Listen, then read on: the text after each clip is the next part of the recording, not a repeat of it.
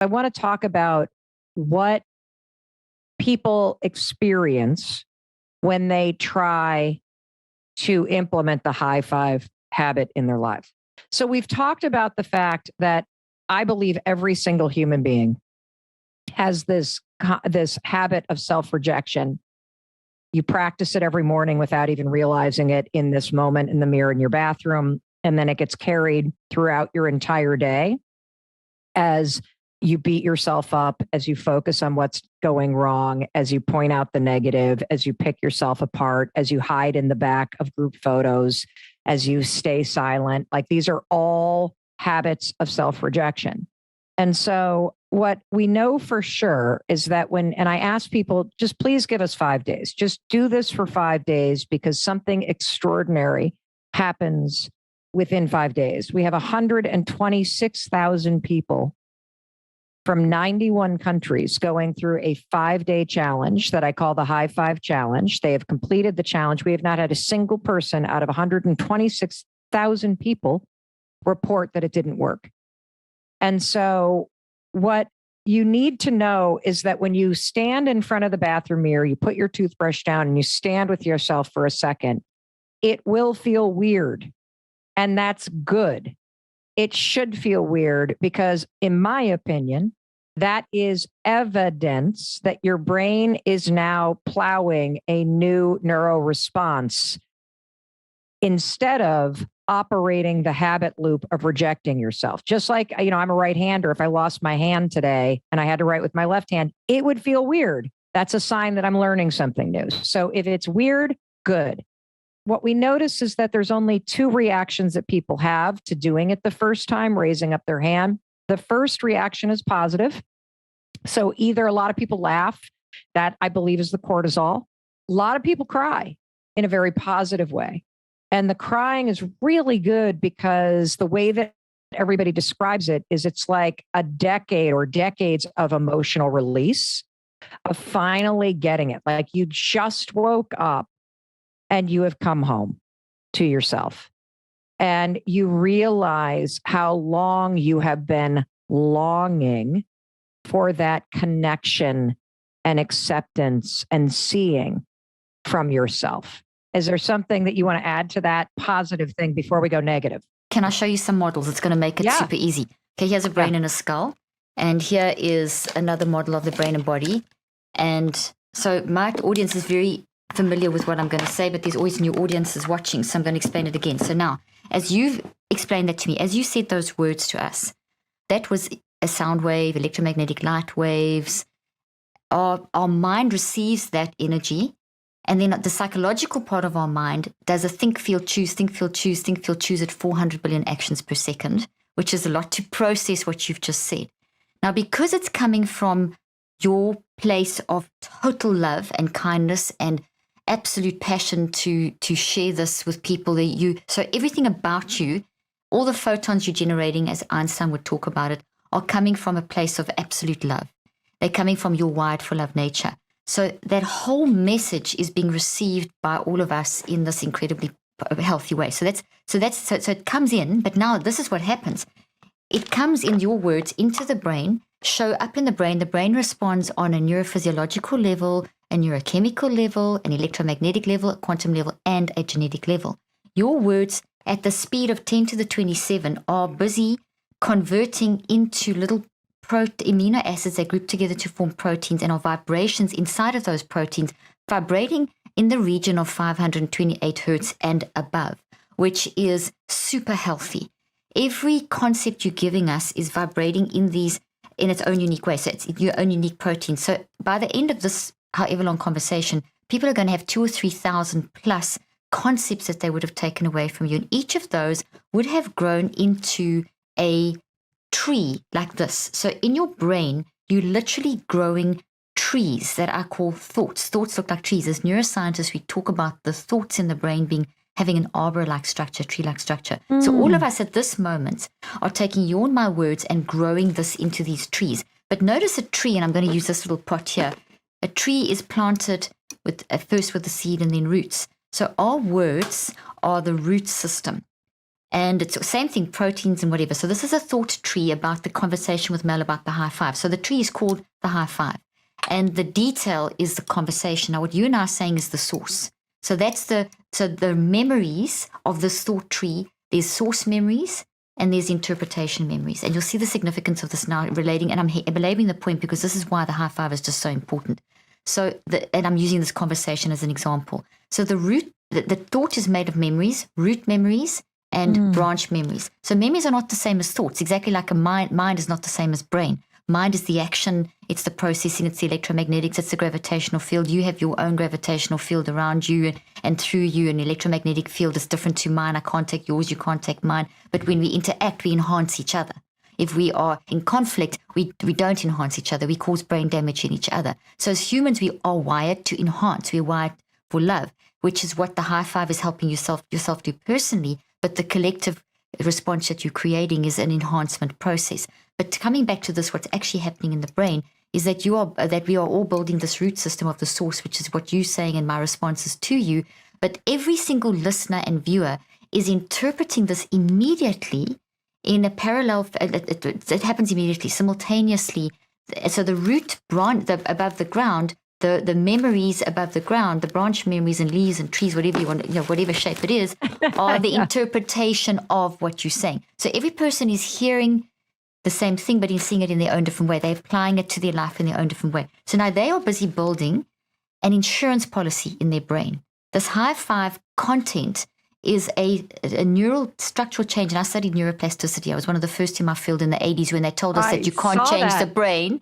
So that, and now it's accepted fact. So we are being neuroplasticians. We're being brain surgeons, neuroplasticians, historians, archaeologists, all that to build this conversation. So in other words, this conversation's created a structural change in your brain that is a healthy structural change that if people go get your book, if they get into follow you, whatever, they are then going to stabilize this. But they will lose everything that we are saying if they don't stabilize this and turn it into a habit. And a habit takes 63 days minimum, not 21. Most people think that it's 21. So so I'm just telling the whole audience, if you want to benefit from what Mel and I are talking about now, you need to take this. You need to actually get the book, get my Neurocycle app in my book and learn how to apply this over the 63 days. Because there's very little research showing how long it takes to create a neural network like this that is sustainable. So we're doing this now. But if you don't apply this within 24 hours to 48 hours, most of this beautiful tree would denature and become heat energy. What a waste. Then they know, I heard something that Mel spoke about, something about high-fiving, but it's something good for me, and then they won't really apply it and they won't get the benefit that you're desperate for people and passionately desperate for people to get. Because when humans are functioning as themselves, we won't see what we see in the world that we have today. We won't see this mess and conflict, et cetera, et cetera. So that's getting super philosophical. Now, that's healthy. When you spoke about the complaining habit, I have to grab my toxic tree. Give me 1 second. Yeah, let me see it. I'm imagining like a dead, yes. Okay, great. Yes, this is so good. You know what I love about this is that I love the high five because it's a physical thing that's so simple that has this profound shift throughout your mind, body, spirit, and that think, feel, choose loop. I love the visuals that you're bringing to the table because the second that you said, I got to get my toxic or negative, I can't remember what word I'm like, I imagine a dead tree. There you go. There it is, Mel. There's and these are built into neurons on the brain. So this is what, these are the dendrites on it. Everyone's seen what a neuron looks like. And I think if you don't, just Google it if you don't know what a neuron looks like. These branches here are where memory is stored, not in the synapses. Synapses are short-term memory. So as we're speaking, you get synaptic action and then the actual memory stored here. And so these are the dendrites. So they look like trees. So now here, this is a healthy conversation. It's a healthy tree. The proteins fold correctly. The quantum energy is correct. The neurochemicals are correct. Your whole neurophysiology, endocrine system, immune system, everything's happy. Okay. But this is a toxic reaction. So when we have this wake up in the morning and you talk about the patterns that most people are waking up and saying, I hate myself, I'm not good enough, the FOMO, the FOPO, all those people pleasing, all that I can't do this, as you said, the saggy boobs. It's all the same thing, by the way. There you go. It's this thing. It's how the statements that we're making about ourselves are this part of the tree, the interpretation. So if we look at our interpretation, we can then track the interpretation of why am I saying this about myself? So that's the root system. like the root system of this conversation is our words. There's a source. There's also a source to the complaint. Why are you looking at yourself like that? And this causes brain damage because, as you said in the beginning about how we've got on, you said very beautifully about our neural network and our brain and body are designed to celebrate. That's the wired for love concept I spoke about. So this threatens survival. This causes brain damage. This I hate myself stuff activates the immune system in the same way that COVID does. In other words, there's an immune response to this. T lymphocytes, B lymphocytes, macrophages, all going to that site, creating inflammation. And if you keep on 63 days later, 9 weeks later, 18 weeks later, a year later, you're still doing this. This thing, whatever you think about the most, has grown. This is enormous, and it's in your non-conscious mind. Your subconscious mind is a bridge between the conscious and the non-conscious. The non-conscious is where everything's stored.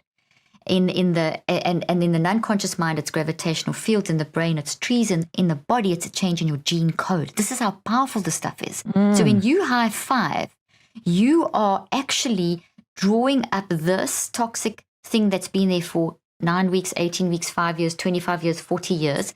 And you are actually, and from neuroscience, we know that as soon as you draw something up and you become aware of it, you weaken it. It becomes malleable and changeable. If I don't change it and I walk away from the bathroom mirror thinking, oh gosh, I hate myself, boom, it goes back stronger. So tomorrow it comes back even stronger. And this is in the non-conscious mind, which works 24/7. It's the most powerful and intelligent part of you, and it's driving everything that you do. So how I see the high five, and I don't want to take any of your time because we want to hear you, not me, is the high five is breaking that. It's pulling this non-conscious out of this non-conscious view of myself. You know what it is? Out. You gave me an idea. Okay, go for it. It's an axe. It's an axe. There we go. It's an axe. And it's an axe that's not only chopping it down, but it's got to dig the soil out because you've got to get the root system. You know, like when you take a weed out of the garden, you can't chop off the head. You have to get the whole weed upended. So the high five is preparing you to do the work of actually getting it out. So it's putting that spade or axe in your hand. Love it. Yep. Love it. Yeah. So that's exactly what it is. So every day when you do this, you are allowing yourself to bring your identity to the surface, which then drives every other part of your mind, which then drives your brain and your body, which then changes your lifestyle. So this is a step into reversing that terrible statistic of people dying younger. Yeah. And one of the reasons why it's so powerful is because it does not require you to say anything. The positive programming is already associated with the physical action. Because you've never high-fived somebody and thought, I hate you and you're worthless. Your brain cannot actually, neurologically, it is impossible to think that thought as you high-five yourself. Impossible. And that's so true. So scientifically, to back you up there, it's the wired for love nature. So that's built in. I spoke about an insurance policy earlier on. Our wired for love nature is our insurance policy. So why I talk about it as the wise mind. So in the depths of the middle of this forest of all these trees, and some of that look like this, some look like that, there is this beautiful green forest, and that's where the high five resides, in that forest, in that gravitational field, as a resilience network in your brain and in your genes. So it's in all over the place. So it's a recognition of truth. Yeah, I think that's why people cry, is because by high-fiving yourself, you are reconnecting with your true nature. And that is a powerful spiritual experience. Speak more about that. That is so true, because I want you to speak about that, and then I'll throw some science in afterwards, because that is so huge. Yeah, I apologize for interrupting you. I get so excited about this, particularly since you and I like freestyling. It's amazing. And I can't wait to get together. We got to do an event for people or something and just really. Yeah, that's it for sure. We can sit there with all of our little props and that we have to. We promise you people this is going to happen. Yes. So it was interesting because the very first morning that I did this in April of 2020, during a very overwhelming moment in life, when I first did it, my immediate reaction was to laugh. And then I sort of laughed. I realize now I laughed because of the dopamine, but I also laughed because on the kind of surface, standing there in my underwear, high-fiving it just seems so stupid and pathetic, like when you just first hear it.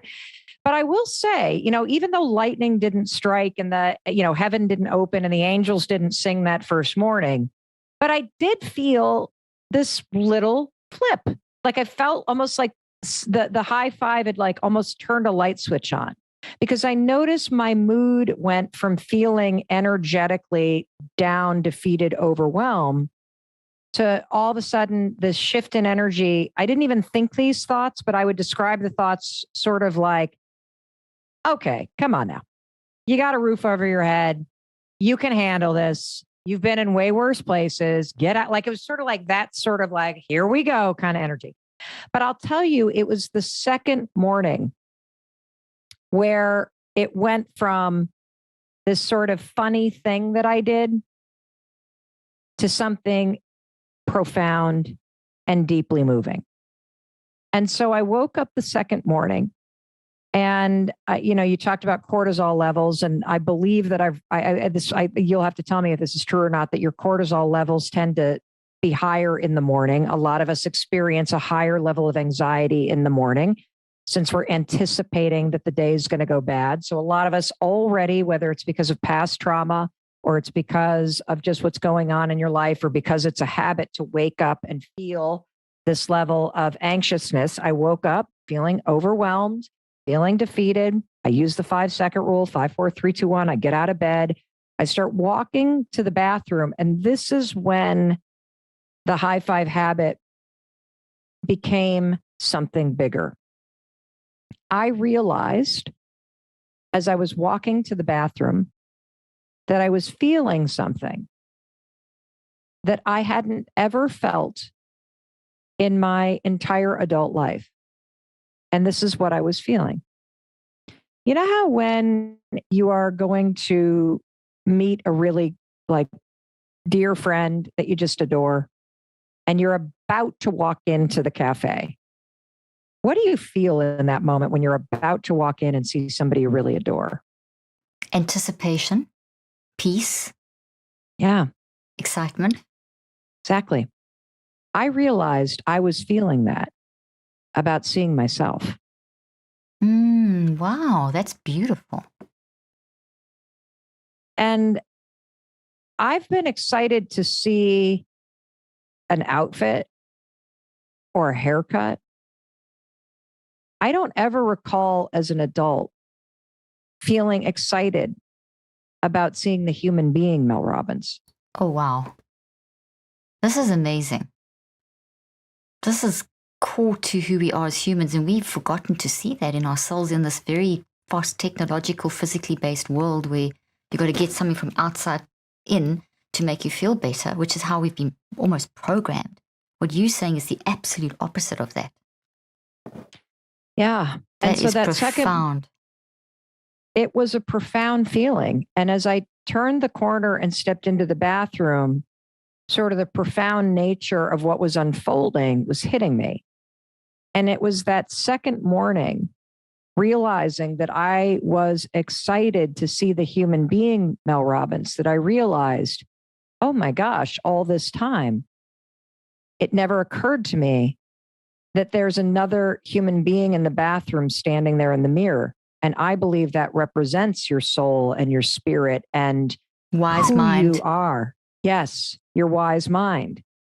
And as I stood there and I had this moment of really just being with the human being Mel Robbins, it was profound. And I, kind of had, that was the second morning was the morning that I cried when I high-fived myself.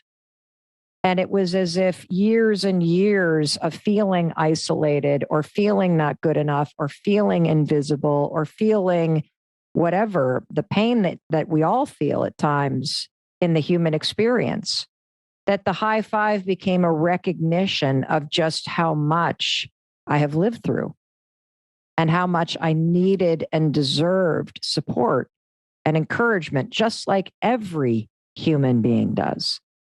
And so that's when it really started to crack open. And it's also something that when I notice something, and that is this, you can stand there and be with yourself for a minute. And, when you first start to do it, particularly if you're somebody who has a hard time looking at yourself, or you hate so much about where you're at in life right now, or what's happened to you, or whatever it may be. You can be thinking and feeling all those things, but I noticed in that second morning that the second you go to raise your arm, your mind actually goes silent. The science says this works. Here's that very first high five I shared on social media. So for those of you just joining us, in chapter 1, I cover the story of the high five habit. And I had been using it myself to send myself into the day with the encouragement and the love and the support that we all need and deserve.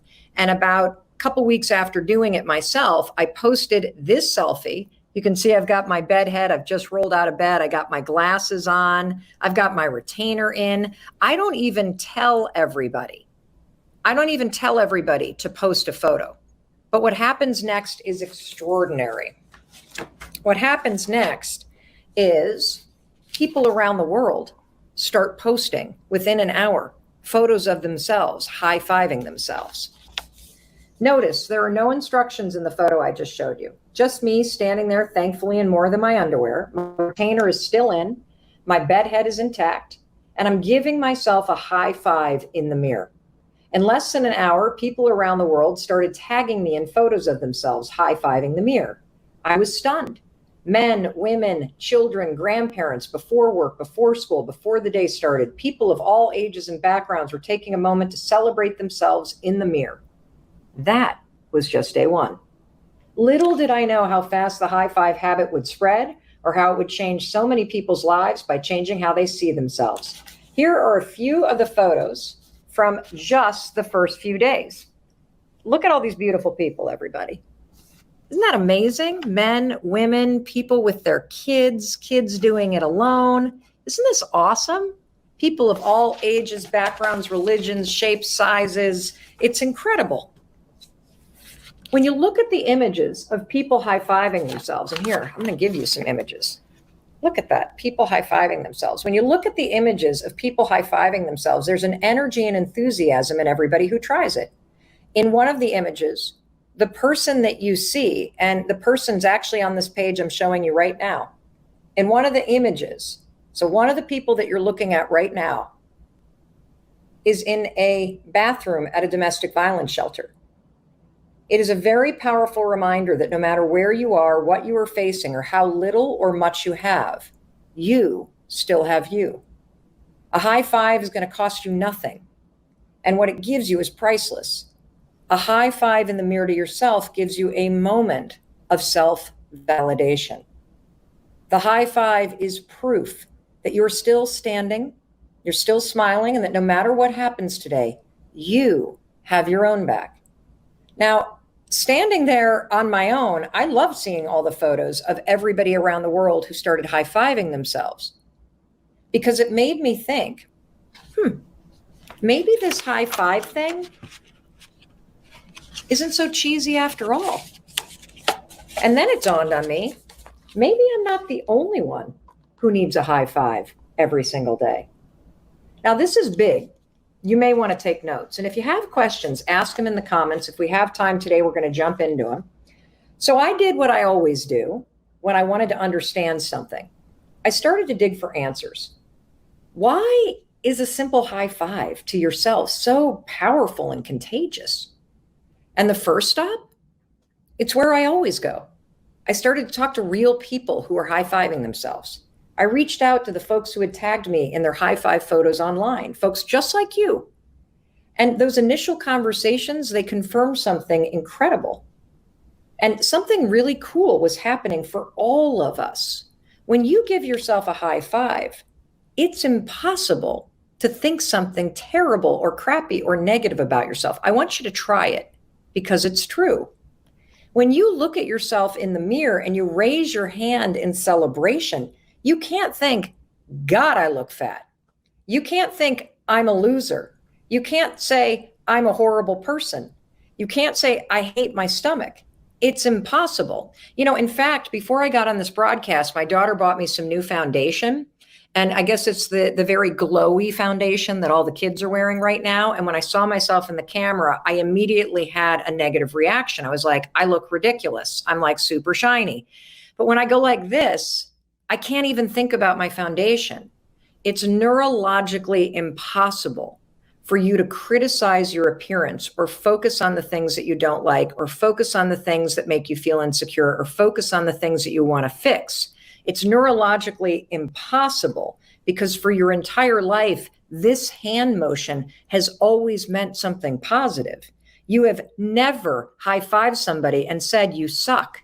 You've never high-fived somebody and said, I hate you. You've never high-fived somebody and said, you're going to have a terrible day. So neurologically, when you go to high-five yourself, it is impossible for your brain to do anything but cheer for you. It's the coolest thing in the world because the science is already in your head. We're just aiming it back at your own reflection. How amazing is that? And did I mention this is free? We are unlocking programming and science that's already in your body. How cool is that? And this is because you have, for your entire lifetime, had a positive association with giving someone else a high five. As soon as you raise your hand to high five yourself, your subconscious mind flips into a positive mode and silences the inner critic in your head. Now, here's another thing about this high five habit and starting your day with a high five. It's also impossible to high five yourself while worrying about your to-do list or a work email or something you have to do right now. That's because a high five is a gut check for right now. It snaps you into the present moment. I want you to think about that. There's nothing worse than going to give somebody a high five and you like miss each other's hands and you're like, oops, I missed. And it's kind of like a weird slap, right? What do? Think about it. Put it in the comments. If you go to high five somebody and you kind of miss each other's hands, what do you immediately do? You're like, oh, we got to do that over. We got to do that over. Of course, right? Why? Well, the reason why is to have a great high five, you've got to concentrate on the action and the intention. You got to be fully present. The same thing happens when you give one to yourself. And I want to stop there for a minute. This has been a very profound moment in every single podcast. I want to break apart something about the way you start your day. How you start your day is everything. The mood in first thing in the morning, where your thoughts are, where your focus is, the first couple habits that you have. So many of you have a morning routine, right? Put in the comments, what is part of your morning routine to set yourself up for a great day? You probably are writing that you meditate or you pray or you journal or you exercise or you set an intention for how you're going to show up today. Yes, those are all incredible things. But do you actually take a moment where you get present with the human being in the mirror? Or when you're standing in front of the mirror, is that time spent picking yourself apart? Or what I'm finding to be even more common is, do you ignore yourself?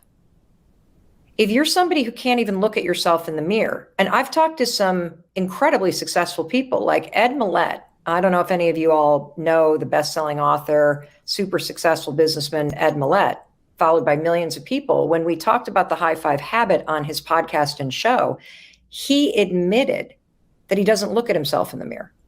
A guy that's that successful. If this is you, if you're disgusted by yourself or you can't look at yourself in the mirror, it's hard for you because you've criticized yourself for so long. I want you to know you're not alone. And the high five habit is so important because you can't actually do it if you're not present with yourself.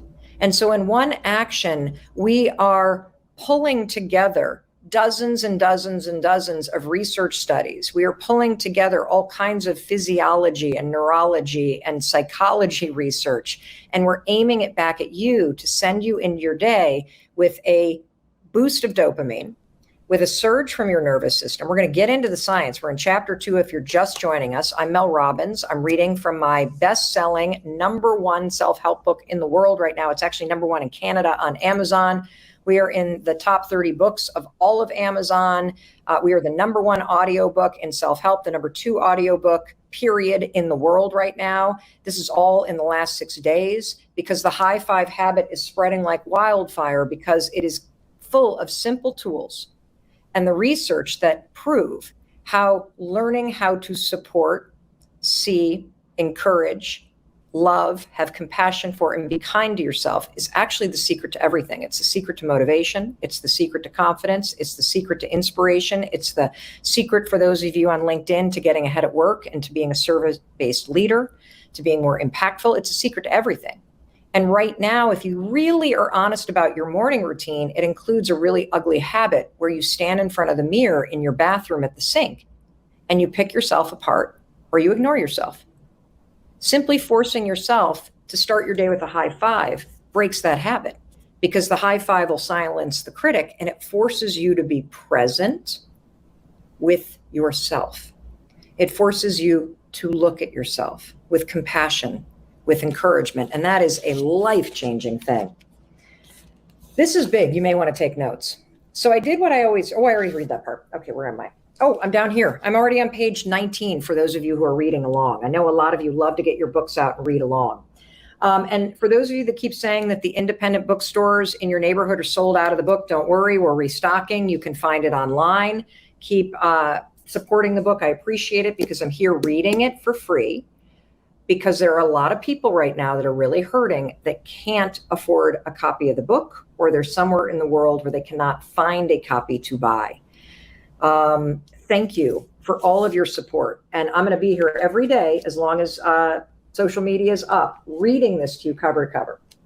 Now, the other thing that the high five does is that the habit of worrying that normally hijacks you when you start brushing your teeth, like when you start thinking, how am I going to finish that presentation in time? Or get my mom to her doctor's appointment. That spiral where you also, as you're brushing your teeth, immediately put your attention on everything that you need to do for everybody else, instead of using that moment as a moment of intentional reflection about you. The second that you go to raise your hand, you silence that mental death spiral. And the focus on you and what matters to you begins, because a high five says, I see you, I'm with you, let's do this. There's a cool game to play today. I know life is hard. I'm still going to be here supporting you. That's why this is so powerful. The high five, it's not a gesture, it's self-validation. So I don't care if you're standing in your bathroom in your boxer shorts or a ratty robe, your exercise gear, or your birthday suit. When your hand raises to the mirror, you're going to feel seen, heard, and appreciated. Plus, as soon as your hand hits that mirror, your mood isn't the only thing that's shifted. Your perspective gets a shift too. It makes you think about what bigger game you want to play today. And right now, you know what you do as you stand in front of the mirror? You march through your to-do list, which is why you're tanking mentally. You start to focus on everyone and everything else. When you practice the high five habit and send your day into your day with a high five, you think about what you want to do for yourself. How do you want to show up today? What do you want to be? And what is the one personal project that you need to make progress on for yourself? You know, this moment of intentional reflection is more powerful than you think. Recent research from Harvard Business School has found that taking a moment to reflect on your work improves job and performance. It helps you be more effective, and it makes you feel more motivated. It impacts everything from your confidence in achieving your goals to making you more productive, all from a simple moment of reflection every single morning in the mirror. Now, as the months passed and I posted more and more about making the high five every morning a habit, it began to rapidly spread around the world. In fact, if you're watching this and you can see highfivechallenge.com, we've got almost 100,000 people from 91 countries joining in a free 5-day challenge. That's hosted by an app for free called Growth Day. If you go to highfivechallenge.com, get in there, because I am coaching you every day. We're giving you journaling tools and science-backed journaling prompts. Everybody in there is high-fiving each other and cheering each other on and sharing their insights as they're breaking through the self-doubt and the stuckness and the low energy that we all feel after the last 18 months. And they're learning the simple things to take control of their life. We've got kids in it, senior citizens in it. It doesn't matter what language you speak. You should be in it because you deserve support. And this is something I promise you need right now. Where am I? As the months passed and I posted more about making the high five a habit, it began to rapidly spread around the world. Every day I heard from people about the impact it was having and how they were teaching it to their coworkers, their kids, their friends and families. Companies took notice and began to ask me if I would speak to their teams about it. Over the past year, I was the most booked keynote speaker for virtual events because I speak about change and resilience and simple science-backed tools that real people can use to face the ups and downs of life and work. I presented the research and tools in this book to nearly 500,000 people in corporate speaking events around the world, to businesses in every single vertical, everybody. And I'm absolutely certain that this simple habit and the mindset tools in this book will change your life because it changes you.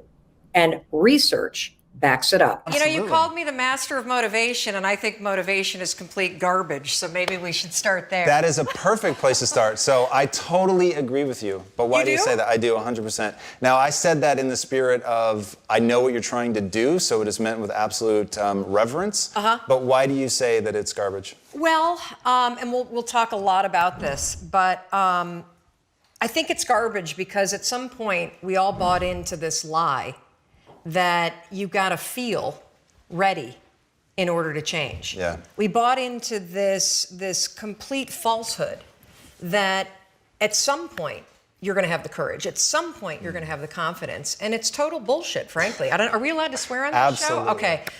It's complete garbage, and so there are so many people in the world, and you know, you may be watching this right now, and you have these incredible ideas, and what you think is missing is motivation. And that's not true.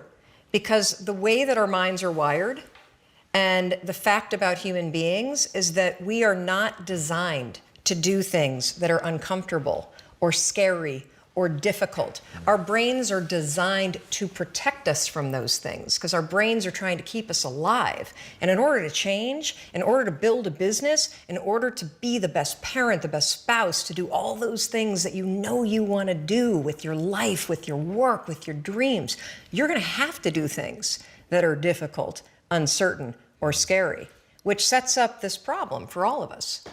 You're never going to feel like it. Motivation's garbage. You only feel motivated to do the things that are easy, right? Why do you think that is?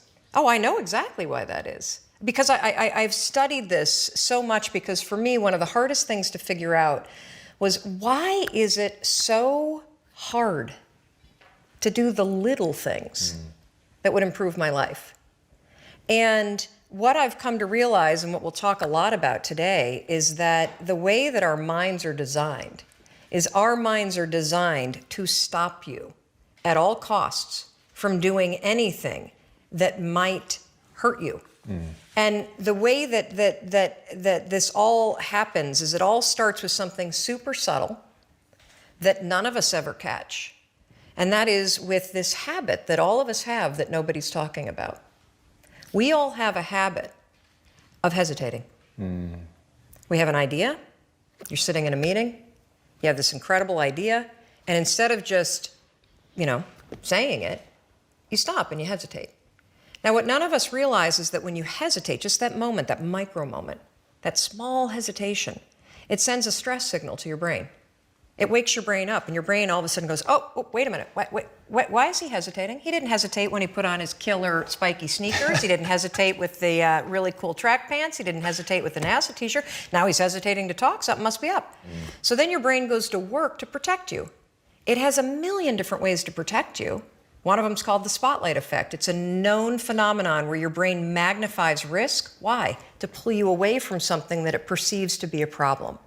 And so you can truly trace every single problem or complaint in your life to silence and hesitation.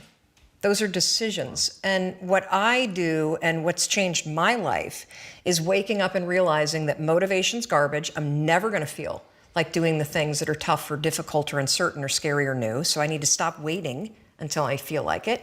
And number two, I am one decision away from a totally different marriage, a totally different life, a totally different job, a totally different income, a totally different relationship with my kids. Not like one decision, I'm divorcing you in the marriage example, but one decision on, you could be having a conversation with your spouse and you feel your emotions rise up, and within a tiny window, those emotions can take over and can impact how your marriage goes. Or you can learn how to take control of that micro moment and make a decision to act in a way that actually shifts your marriage. Right. Your life comes down to your decisions. And if you change your decisions, you will change everything. The thing that's so difficult for most of us is how, when you're alone and you turn off this show, do you push through the excuses, the habits, the fears, and the actual physical constraints that you have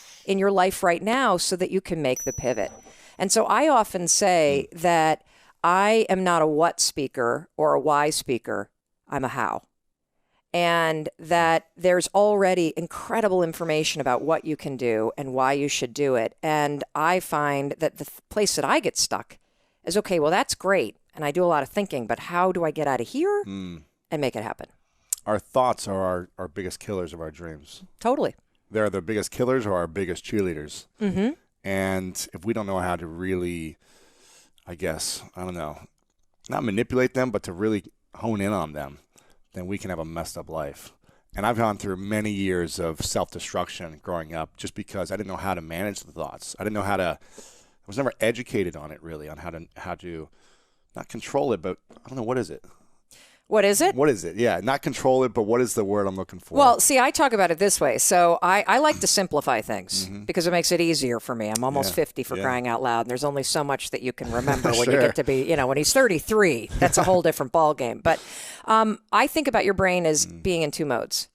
Two modes to your brain that you need to know about. There's autopilot. We've all experienced that. You drive to work and get there, and you're like, oh, who drove the car? Oh my God. I don't even remember driving the car here. Yeah. Well, you did, Lewis. You drove the car. But the thing is that you were in the mode of your brain that's called autopilot. Well, what is autopilot? Autopilot is the interior part of your brain. You'll hear neuroscientists and psychologists talk about the basal ganglia.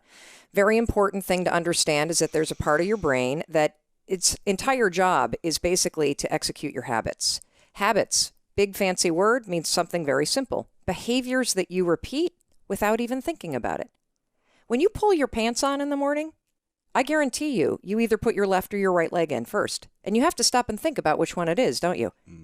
But not when you're putting your pants on. Right, exactly. Because that behavior is what researchers call a habit loop. It gets encoded as a closed loop system right here. Now, the problem for most of us is that half of the day we're on autopilot. And that's not me making a guess. That's what researchers that study habits and study psychology say. That half of your day, you're basically kind of checked out and you're on autopilot. And when you're checked out and you're on autopilot, any behavior pattern that you repeat can take over. And guess what are behavior patterns that we repeat? Thinking patterns. So self-doubt, worry, procrastination, overthinking, analysis paralysis, fear. Those are all thinking patterns that are habits. One of the most important things that I want people to understand is that you're actually not a worrier. You have a habit of worrying. Big difference. You're not a procrastinator. You have a habit of procrastinating. Big difference.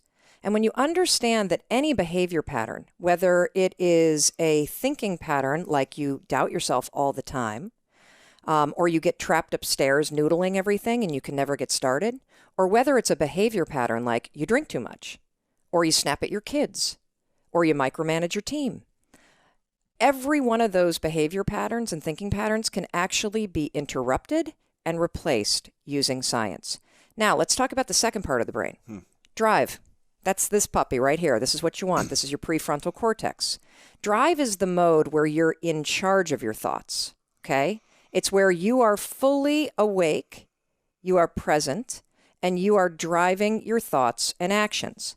When you're doing that, your prefrontal cortex is active. The prefrontal cortex is the part of the brain that you need in order to learn new behavior, in order to do something difficult, in order to do something uncertain, in order to do strategic thinking. So I'm going to give you an example. So I'm a righty. If I were to try to write with my left hand, Lewis is going to torture me and tie my hand behind my back and make me do this. I could do it, it would look like I was writing with my foot. And if Lewis came up to me and said, hey, Mel, you want some bulletproof coffee? I'd be like, Lewis, I'm trying to concentrate. I can't do this. My prefrontal cortex would be el fuego because it is firing on all cylinders to communicate to my hand new behavior. So the thing that's cool about that is that you can use a simple trick. The moment you feel yourself hesitate, the moment you've got one of those moments where you know that you need to, this is that moment that Lewis talks to you about where you got to step outside of your comfort zone and you've got to lean into your passion and you've got to really take some risks and you got to feel the fear and you got to do it anyway. That's the moment where you just woke up and now you got a decision to make. Are you going to drift back into the habits or are you going to awaken your prefrontal cortex and drive forward and focus and do something new? And so the work that I've been doing and speaking about is all about the 5-second rule, which is a trick that I invented by mistake that helps you manually switch, no joke, your brain. It turns off and interrupts the part of the brain that is where all your habits and your behavior patterns are encoded, and it awakens your prefrontal cortex, which in 5 seconds flat allows your brain to help you change. And so, anyway, I love it. I was rambling on and on because you went on this thing about how your patterns can be destructive and nobody teaches us. And that's absolutely right. And what I want everybody to get out of this conversation between us is that you cannot control how you feel. You cannot control what triggers you. And the fact that you may rise up with anger, you may rise up with self-doubt, you may have anxiety, fill your body. But you can always control what you think and how you behave. And we spend way too much time trying to focus on manipulating how we feel about things and not enough time practicing the skills of controlling your behavior and your thoughts. Because if you can control your behavior and your thoughts, then the way you feel will be different. 100%. And a lot of us are sitting around waiting to feel ready, waiting to feel courageous, waiting to feel confident, waiting for the right time. And that's not ever coming, ever. Ever. You're not going to change your life up here. You only change it through action. And so to me, I did this interview with your friend Tom, and we talked about how motivation is garbage, and somebody memed it and went crazy. And so the point that I was trying to make is that motivation is great if you feel motivated, but it's garbage, and it's a losing bet to wait to feel ready. Because your body's not designed that way, and neither is your brain. And so I want everybody to understand that, first of all, you can't control the things that trigger you and the fact that you're going to feel afraid and you're going to feel doubt and you're going to feel uncertain. But you can always interrupt that feeling and take control in the moment and actually shift what you're thinking and shift how you behave. Yeah. And, the bigger the dream, the more fear you're going to have. Even if you feel like you've conquered the fear of something, in order to grow, you've got to take on some new challenge. And there's going to be uncertainty. There's going to be some stress, or there's going to be some worry, or there's going to be some ego checking, and there's going to be some identity crisis. Yeah. So there's always going to be this fear that could arise. Always. I mean, do you feel like once you'd mastered this that you have no more fear? Me? Yeah. No, the fear still comes, but I have 100% control of what I think and do. Right. So one of the things that is important for me to put on the table is that a lot of times, people look at where you are now. And so they'll see me on television, or they'll see that TED Talk, or maybe you'll be in an audience of 20,000 people in the American Airlines Center, and I'm on stage, and you're like, wow, that chick must have just been more than confident. I hate her. The fact is, that's not at all how I was. When I was 19, I started having crazy panic attacks. And they got so bad that I took medication, and medication was a godsend for me. I took Zoloft for 2 decades. When I had our first daughter, who is now 17 years old, the postpartum depression was so bad that they put me on Ativan, which turns you into a zombie, and I could not be left alone with her. So when it comes to self-doubt and to how we can torture ourselves with our thoughts, boy, have I lived that nightmare. And as I started to use the 5-second rule, which we're going to get into, and everything about my life changed, because when people first learn the rule, what you're going to start doing is you're going to start using the rule to push yourself to do things that are annoying. You're going to push yourself to get up on time. You're going to push yourself to work on your business plan. You're going to push yourself to make calls that are scary. You're going to push yourself to get to the gym. You're going to push yourself to speak up more at work. You're going to push yourself to put the booze down. Behavioral. And then you're going to start to actually use it to change the thinking patterns that are self-sabotaging. So I, 4 years ago, wondered, as I started to see myself go from facing bankruptcy to building a figure biggest. What happened for me is I started to say, okay, this is a really cool little trick to bring out the most powerful side of you, but can I use this to actually cure myself of anxiety? And the answer is yes, you can. And 4 years ago, I went off Zoloft and I started using the 5-second rule, which I'm going to explain in 1 second, to interrupt the patterns of worry and self-doubt, which, by the way, anxiety is nothing more than the habit of worrying, spiraling out of control.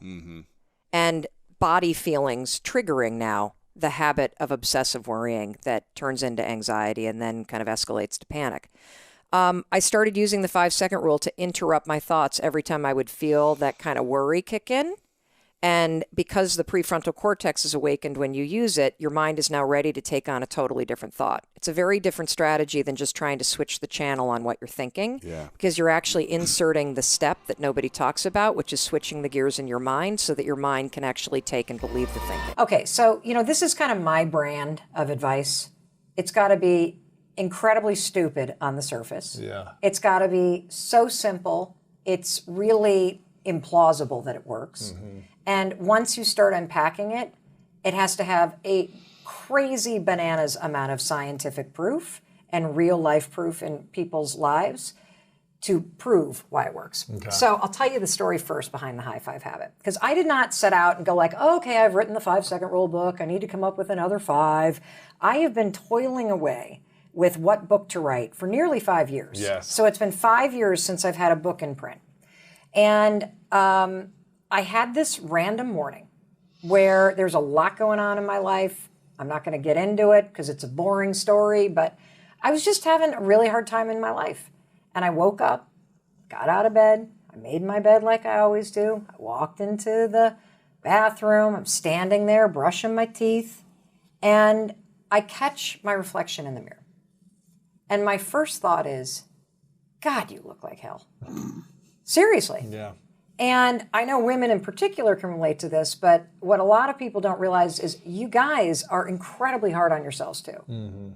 And so as I go, God, you look like hell, I start then cataloging all of the things that are wrong with my appearance. I'm like, your gray hair is coming in, you've got stripes on your neck, one of your boobs is lower than the other, you look exhausted. And then as soon as you have a negative thought or a self-criticism, it's sort of like lint in a dryer. Once you start collecting it, it just keeps on collecting it. So now I'm thinking not about how horrible I look or how tired I look. Now I start thinking about all the stuff I need to do. I start going, oh my gosh, I got up a little too late and I've got a Zoom call in 8 minutes. I don't even have a bra on yet. The dog needs to be walked. And I could feel my energy going down. Like I just felt the weight of the world on my shoulders. Yeah. Overwhelmed, uncertain. It doesn't even matter what was going on in my life at that time, because I think it's a universal feeling to feel overwhelmed by your life at times. Yes. And so here I am, a motivational speaker. Unmotivated. Unmotivated, uncaffeinated, no bra on, standing there in my underwear with my dog at my feet. I don't know what came over me. But as cheesy as it sounds, I just raised my hand and gave the tired, haggard woman in the mirror a high five. And it didn't change my life, like right then and there, but something shifted. Like I felt a little lighter. I felt like I wasn't alone. I felt like, okay, this moment in your life is hard, but you can do this, Mel. And I went on with my day. So the second day, I woke up, and this is when things started to really kind of churn in my mind. The first thing that I noticed was this. So I wake up, Lewis, and I make my bed. And I realized I was looking forward to that moment in the mirror where I was going to see myself. Now, look, I'm 52 years old. I will probably have a hot flash during the middle of this interview at some point. I'm a lot older than you. Just don't eat lobster. Yeah, oh yeah, I know. I had a really allergic reaction the last time we were together. Wow. But I have spent the first 45 years of my life either criticizing the woman in the mirror or ignoring her. And this was the first time that I could remember that I was actually looking forward to seeing myself. Sort of like, when I was coming here today, you and I are very good friends. As I was walking into the building, I'm feeling excited to see you. And it wasn't like I was feeling excited to see myself. Like, I'm not like, yeah, because I got a lot of crap going on in my life. But I felt a little bit like I'm about to see a friend. And so that second morning, I high-fived myself again. And again, I feel something shift. I feel just a little lightness in the mood, and I go on with my day. So the third morning, I do it again. And again, like lightness. And so I keep doing it. A couple weeks go by. And now I'm starting to feel a little bit of momentum. And I'm really enjoying it. I have no idea what the hell is going on. I haven't even done this in front of my husband, Chris, yet, because let's be honest. Standing in front of a mirror. High-five yourself. Yeah, like, come on, how pathetic does it get? You're like, is your life that bad? So I snap a photo of myself. I've got my retainer in. I got bed head. Like, I'm not looking glamorous. I did not expect this to be the photo that would ignite a movement. And within an hour, I posted on my story on Instagram. Within an hour, at least 100 people tagged me. All over the world. People high-fiving the mirror with their kids, people on a submarine high-fiving it in the military, people MMA, like just, and I thought, okay, wait a minute. Maybe I'm not the only one that needs a little boost in the morning. Maybe I'm not the only one who feels alone. Maybe I'm not the only one that is missing a sense of encouragement and control and confidence in an overwhelming moment in my life. Maybe there's something here. And then the messages started to come in. Whoa, Mel, like I have been using this for 5 days. This woman wrote to us, Lewis. She's had body dysmorphia for 20 years. Has not been able to look at herself in the mirror. 5 days of doing this high five. And she said, I can look at myself and I even see beyond the body. I see the person. And I can grin. We had a woman who wrote to us who said that she was in a domestic violence shelter. She had escaped a very abusive relationship. She had seen me talking at our friend Jamie Kern-Lima's event. She started doing the high five thing. She DMs us and she says that, I have childhood trauma. I've just been in a physically abusive relationship. I've lost everything. I'm in a domestic violence shelter. What this high five in the mirror is teaching me is that I still have myself. And so that was when I said, I got to figure out what's going on. Right. And I started to unpack the research. And the research around this simple ritual, I love that you called it a ritual because I want people to habit stack this with brushing their teeth. Right. This is so life-changing. It's so simple. The science here is like, you can't believe it. And once I unpack it, you're going to be like, I can't believe how cool this thing is. Right. So what's the science say? Okay, so the science. Let's start with the first thing. So the first thing is that when you first try it, okay, you will not be able to raise your hand and high-five yourself and be like, you suck, Mel, or today's going to be terrible. And there's a reason for that. And the reason is that for your entire life, you have given other people high fives. So when you give a high five or you receive one, what is a high five? Just the gesture alone. What does this communicate if we do this to each other? We high five. Nice job, good work. You're doing amazing. Yeah, keep it up. Yeah, I believe in you. I love you. Let's go. If you blow a shot and you got to get back in the game, a high five's like shake it off. You can win. Yes. And so all of that lifetime of high fiving other people and the messaging associated with it is programmed right here in your subconscious brain. Right. There's a field of study called neurobics, which is about... Neurobics. I know, I didn't make that up. Interesting. It's interesting. Physical movement plus new neurological activity. When you marry an unexpected physical movement with new neurological activity, it's the fastest way to forge new neural pathways in your brain. Okay. Okay? We know the example, you've covered this on your show, of brushing with the wrong hand and thinking positive thoughts. And the reason why that works is because when you're brushing with the wrong hand, it's unexpected. Your brain doesn't expect it. So instead of drifting off about the fact that you need to walk the dog, you have to focus. So your prefrontal cortex is engaged. You're not used to high-fiving your own reflection. So it's an unexpected physical movement that then activates all of the positive programming in your subconscious. So when you raise your hand and you high-five your tired self, Lewis, what happens is all of the messaging with this, the high five, I believe in you, I love you, I celebrate you, you got this, keep going, come on. It actually fuses with your freaking reflection. Wow. It's impossible to criticize yourself. Yeah. Your brain won't allow it because it's not wired that way when you're making that motion. Right. Isn't that crazy? It's hard to say you suck. You don't matter at anything. It's hard. No, you can't. Yeah. You can't. And so this lifetime of positive subconscious programming associated with high-fiving other people gets fused with your own reflection in this ritual. That's just the beginning, okay? Wow. That's just the beginning. The second thing that starts to happen that's really interesting. So, we've had a ton of people do this, obviously, around the world. Super easy idea. It's spreading around the world. We start interviewing people about what's going on, and this is what we notice. We notice that one of two things happen when you first try this. So here's how I want everybody to try it. You're going to go into the bathroom and do it before or after you brush your teeth. And that's important because I want you to make this a ritual that's part of your morning routine. And so we need to stack it with something you already do. And you're going to stand there for a minute and I want you to look at yourself.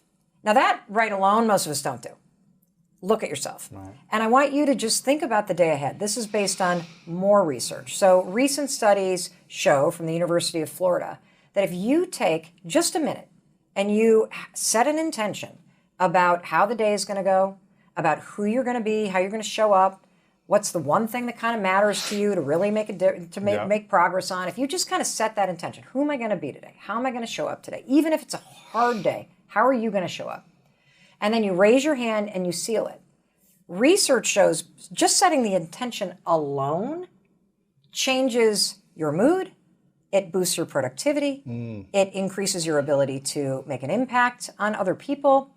And so when you seal it with this high five, it becomes this ritual of setting an intention for the day and also silencing the critic and reprogramming the default setting about how you see yourself, whether or not you believe in yourself.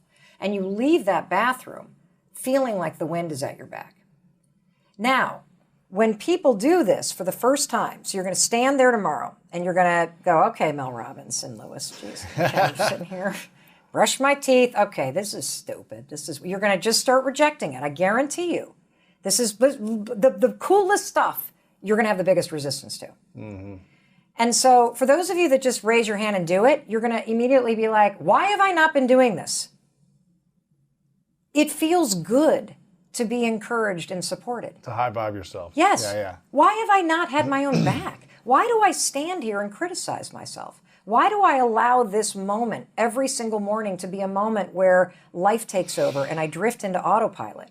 Why am I not taking this moment for me to build a partnership with myself? Yeah. The second group of people, and this is the larger group, right, resist it. And this is really interesting. And the reason why you resist it, and the reason why it feels weird, is because you believe you're not worthy of support or celebration. From yourself or from others? Period. Wow. Why do we think we're not worthy of celebration? Well, for people that grew up in a chaotic, violent, or whatever household, it was your lived experience. Yeah. I think that for many of us, we look back on our lives and, the cognitive negative bias has us focus on the things that went wrong. And so you begin to tell yourself a story about your life that is basically a pyramid of all the things that you regret, of all the things that you wish had done over, of all the things that you don't like about yourself. And so you drag that with you into the bathroom every morning. And you stare at the mirror and you see somebody that has screwed up, you see somebody who's not where you're meant to be, you see somebody who doesn't have the number on the scale or the car that you wanted or the job that you had hoped for or the relationship that you had always dreamed about. And so standing there, you believe you're not worthy of support or celebration. And it's this deep belief. You know, we talk a lot in the personal development space of, oh, I'm not good enough. I actually think that's the polite thing that people say. I believe that people have a much more horrible way of talking to themselves. Like what? I can't say it on TV, but I can say it on the internet. I'm a piece of shit. Yeah. I'm worthless. No one will ever love me. I screwed up my life. I'm a failure. I'll never amount to anything. It's too late. I'm a bad person. Like, I think people actually say this to themselves. Yeah. And they say it over and over again. Yes. Daily. Yes. Yes. And just like ruts on a dirt road, it starts to wear in your brain and it becomes the familiar path. And so you stand in front of the mirror and, you know, I'm telling you, raise your hand and let all that positive programming you've given to everybody else. We are amazing at celebrating everybody else. We cheer for our favorite sports teams. We buy tickets to, you know, our favorite musicians. We throw birthday parties for people. We take on extra work for our colleagues. We help our family members out and our friends out. But when it comes to supporting ourselves, we don't know how to do it. Right. In fact, there's a lot of people that think it's selfish to put yourself first or that you're arrogant if you're due. Right. I'm here to tell you it is essential to your well-being, to your fulfillment, to your happiness, all of it. So if you're feeling resistance, you're either going to feel it because you already have a deep story that you don't deserve it because of your track record, your past, because of what's happening in your life. Or you're going to feel resistance because you have been trained to believe that you only deserve that kind of stuff when you're winning. Like, if I don't have that car, I don't get the high five. If I didn't get that promotion, I didn't deserve it. If I am not in a loving relationship, I don't deserve to be celebrated because I'm not actually achieving or doing the things that warrant that. I'm here to tell you, I'm on a mission to make every human being realize that if you wake up in the morning and you're breathing and you're standing in front of that mirror and you have survived the stuff you have survived and you are still waking up and trying to do better, you not only deserve a high five, you need it. Because what we also know based on the research is that empowerment, support, kindness, love, celebration, it is the single most motivating force on the planet. Tough love is a bunch of baloney.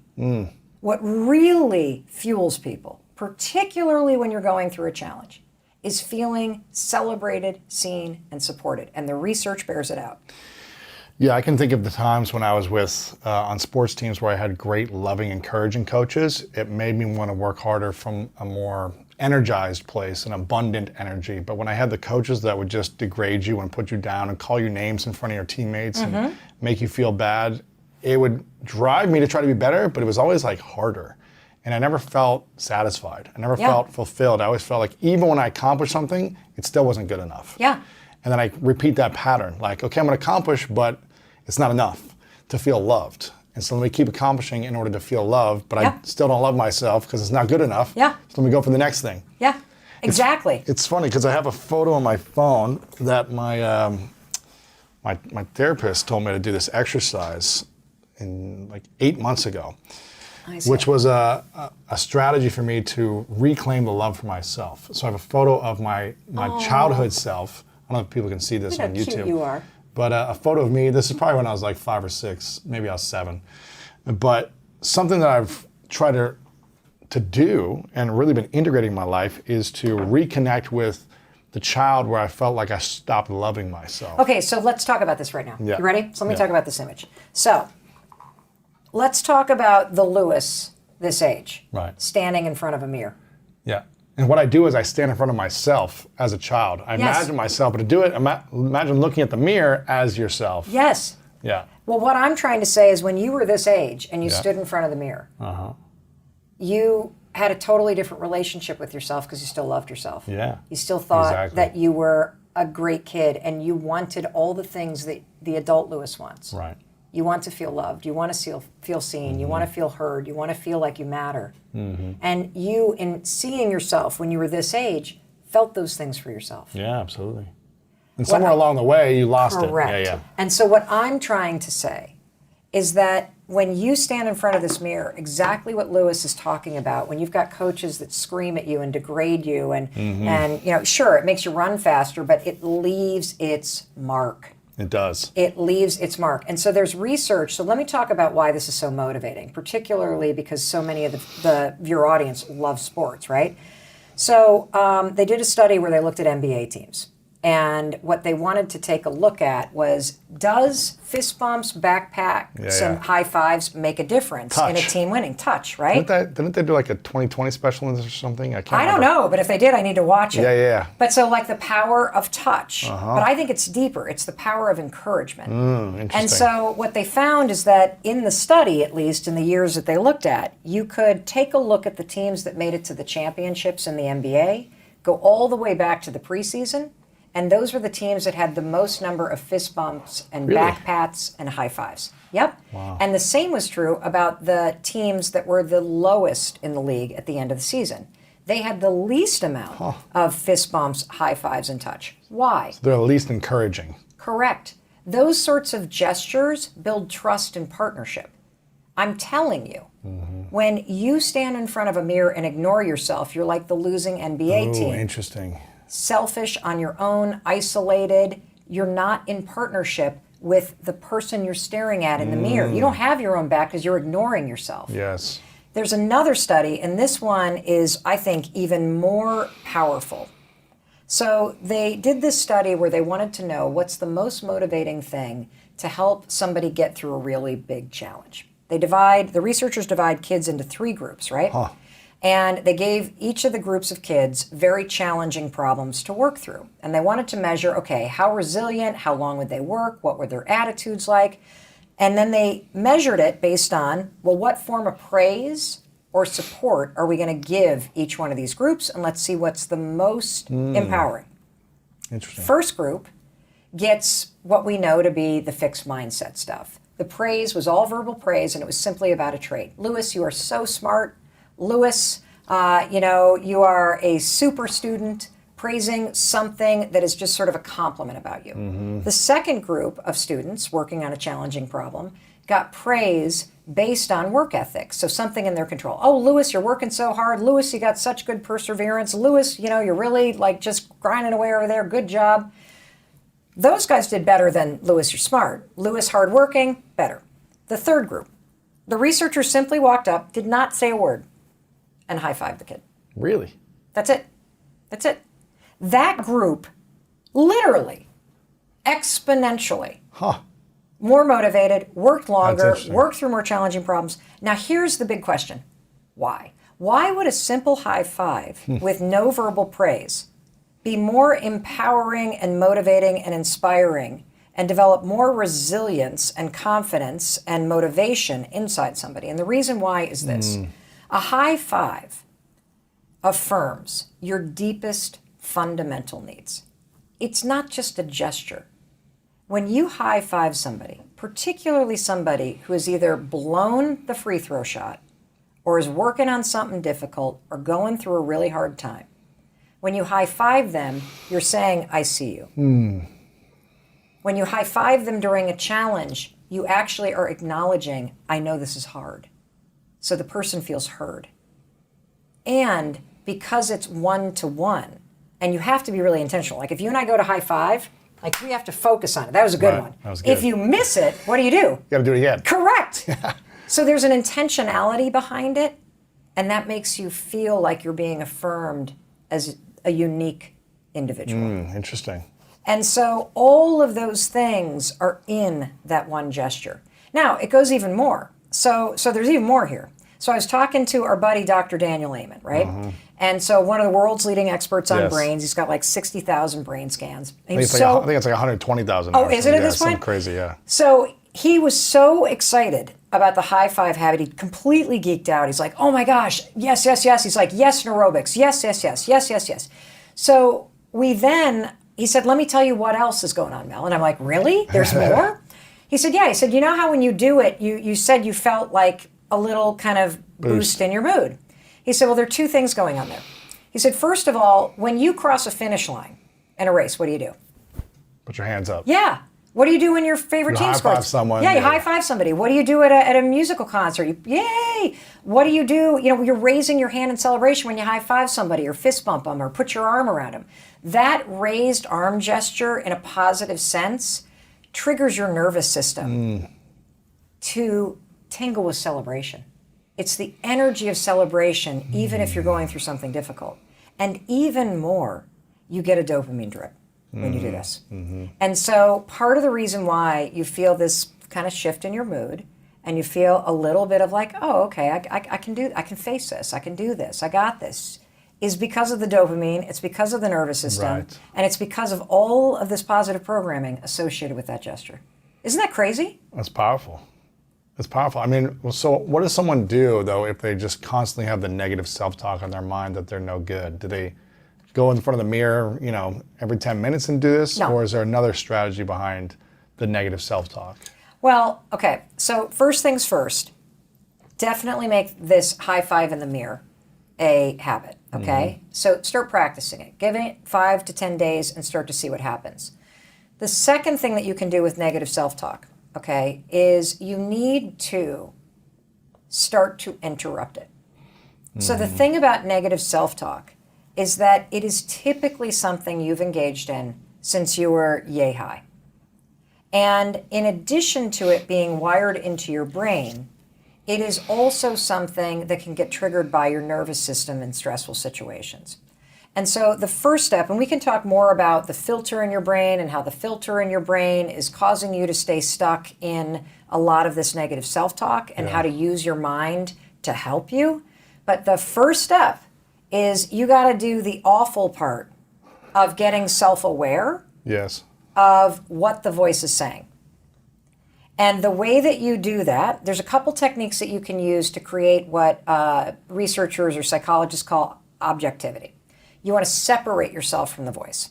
So you can do what Lewis is doing. He's writing down right now in a journal. You can keep just a little notebook with you, and you can kind of catalog when your attitude tanks. And what are you actually saying to yourself? Okay. So should we write down all the things we're saying? You could. Negative about ourselves? You can. I personally do it this way. I start to notice when I feel down, or I start to notice when my energy drops. And then I tune into what I'm thinking about. And if it's negative, I go 5, 4, 3, 2, 1. I literally notice, oh, you're sitting there thinking you're a bad person again. Oh, you're sitting there thinking that somebody's mad at you again. Oh, you're sitting there thinking that you screw everything up again. Oh, you're sitting there thinking that that nothing ever works out for you. Oh, you're sitting there thinking that you've blown it. Interesting. And then I go 5, 4, 3, 2, 1, and I go, I'm not thinking about that. That's the most basic technique to use, because what I want you to do, since this is like operating on autopilot, it's encoded right here. When you're not really thinking, this is what's running, kind of like the soundtrack of your life. When you just start to notice that you have a thought that's not helping you, you can't control that it popped up, but guess what you can do? You can smack it down. And so I use the 5-second rule, which we've talked about a lot on your show. Count backwards, 5, 4, 3, 2, 1. The counting backwards awakens your prefrontal cortex. It gives you a moment of control. And then the way to build distance, Lewis, is say, I'm not thinking about that. And here's why. You're so used to thinking this way, I can't just say, stop thinking you're fat and start thinking that you love your body. It's not going to happen. It's not going to happen. So you've got to go, oh, there I am. I'm trashing the way that I look. I'm telling myself that I'm overweight. I look like shit. I'm hideous. Nobody's going to love me. Be like 5, 4, 3, 2, 1. I am not thinking about that. It's an act of defiance. See, I want you to go from these negative thought patterns to a more positive, empowering, high-five attitude. Because if you continue to live in, I'm fat, I'm unworthy, no one's going to love me, I've screwed up my life, that will be your life. And the trick on this is, I'm not saying change your thoughts and unicorns appear. I'm saying change your thoughts so you stop the 24/7 beatdown and learn how to lift yourself up so that you can face the things that are going on in your life, and so that you can take the actions that you need to take to change your life. Because the reason why you're not changing is not because you're not capable. It's not because of the trauma or your past or anything else. It's because of the beatdown. That's why you're not changing. Yeah, it's draining. It's draining. It's demoralizing. It is, and by the way, if you constantly are like, I'm unlovable, I'm worthy, I'm this, I'm that, why on earth would you feel motivated, or do you think you deserve to change? If that's the thing in your mind. It doesn't work. And so pay attention. When you feel your energy go negative, be like, oh, okay, what am I, oh, whoa, that's disgusting. 5, 4, 3, I'm not thinking about that. You don't have to insert anything else. Let's just practice shutting it the hell up. Right. The second thing you can do is, once you kind of get good at interrupting it, I want you to name, like, let's turn it into a character. So I did this with our son Oakley when he was struggling pretty profoundly with anxiety when he was in the 5th grade. He named his anxiety Oliver. And then we asked him to describe Oliver. And Oliver was like this pimply-faced kid that, what is that, the Diary of the Wimpy Kid kind of bully-looking kid? And whenever the negative worries and stuff would come up, he would you could literally hear him go, Oliver, shut up. And it is the ability, what's happening when you name it and picture the person, is that you're able to detach yourself from that voice in your mind that's talking. Because that voice is typically a caregiver that either talked to you that way or talked to themselves that way, or some bully or some trauma experience or some nasty coach that beat this into your head. It's from somebody else. And so we want you to separate yourself so you can be like, oh, that's what Oliver sounds like. That's not actually how I want to talk to myself. Right. And so identifying it, interrupting it, and then you can get into the really incredible magic of rewiring your brain to work for you. Yeah, I think Ethan Kross, who's a psychologist out of the University of Michigan, has a book called Chatter, which is about all the different psychological strategies for eliminating the negative self-talk and improving the quality of your mind. And he says, start coaching yourself just like you would have a great coach coaching you. Have someone like a character in your mind coaching you, celebrating you with your self-talk to help you kind of shift out of that by interrupt it, then coach yourself. What would Lewis say to me? What would Mel say to me? Yeah, exactly. And here's the tricky part of this. So the tricky part of this is that I personally think most mantras are also complete garbage. And the reason why I say that is because you don't freaking believe them. Right. So if you think you're worthless, you're never going to be able to stand in front of a mirror and change your life by going, I'm worthy. Because your brain's like, no, you're not. We've been talking about this for your life. You're not worthy. You want me to show you something? So you have to interrupt it. And if you're going to try to replace it, what you need to do are 2 things. Number 1, you have got to come up with, I should have called it pathetic mantra because it would have been easier to remember. In the book, I called it a meaningful mantra. We should just call it a pathetic mantra. You need to come up with something that's like, okay. You know, like if you're really like bad and you think you're a horrible person, like don't make your mantra, I'm amazing. Make your mantra like, I'm doing the best I can. Yeah. That's it.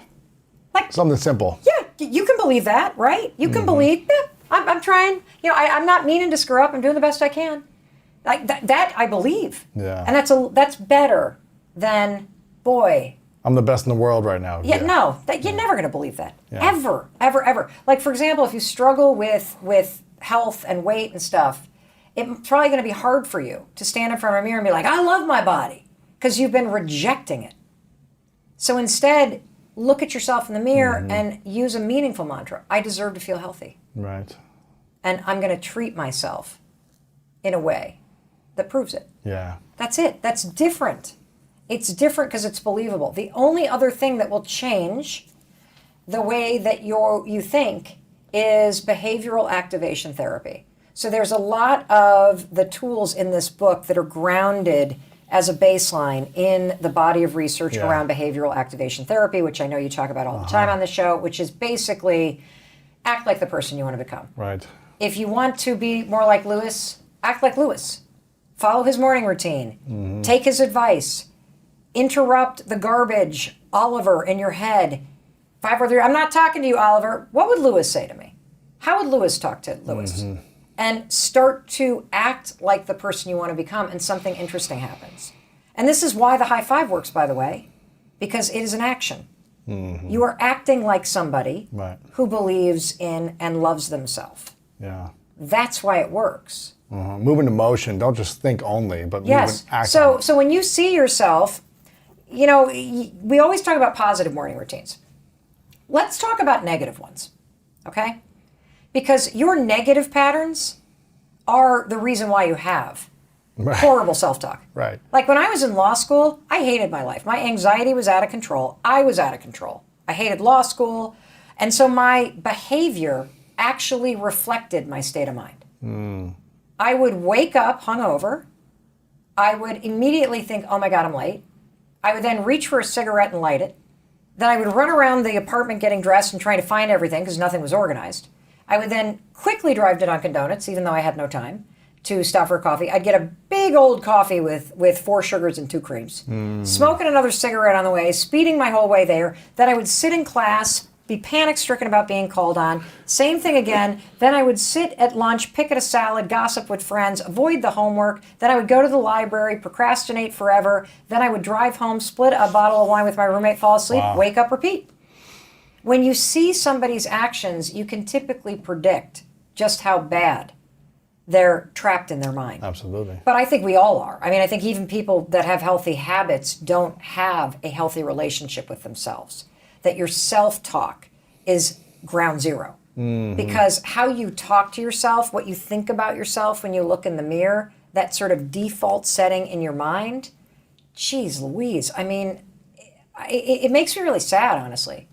I gave my first speech in 2 years because of the pandemic yesterday in Salt Lake. And there was a book line. And even though everybody had masks and they were 6 feet away, you could see the pain in people's eyes, the isolation, the sadness, the overwhelm, the feeling of uncertainty. Yeah. And I think that people are feeling way more uncertain and afraid than they're actually saying right now. That the sustained amount of change that we've been having to manage, it's too much. You know, it's a lot. And if you stand in front of the mirror and you can't see somebody that's worth supporting through this, you're just going to continue to go down. Because the one person that you spend your whole life with is you. Yes. And this is the relationship you need to be working on. Like you want to be loved, you better learn how to love yourself. You want to feel worthy, stop looking for it out there and treat yourself like you're worthy. How do you do that? Well, by pushing through the resistance and raising your, like if you can't freaking high five your reflection, right. You can't do that. How the hell are you going to make things happen in your life if you don't think you are worthy of support and celebration, particularly when life is hard? Yeah, how you gonna believe that other people are going to do that for you as well? If you can't do it for yourself, why would other people? Well, actually, this is why people's relationships don't work out. Because you're looking outside yourself for the things you actually need. For validation. Correct. You are chasing people and seeking validation in romantic relationships. And that will end when you can stand in front of that mirror and validate yourself. When you build yourself up, when you support yourself, you show up totally differently for everybody else. When you know that you can have your own back, you're not going to be looking for the validation from your boss or your friends or all these other things. People have problems with boundaries because they can't look themselves in the eye. So how the hell are they going to look somebody else in the eye and say, actually, this doesn't work for me? Hey, it's Mel. Thank you so much for being here. If you enjoyed that video, by God, please subscribe because I don't want you to miss a thing. Thank you so much for being here. We've got so much amazing stuff coming. Thank you so much for sending this stuff to your friends and your family. I love you. We create these videos for you. So make sure you subscribe. Mwah.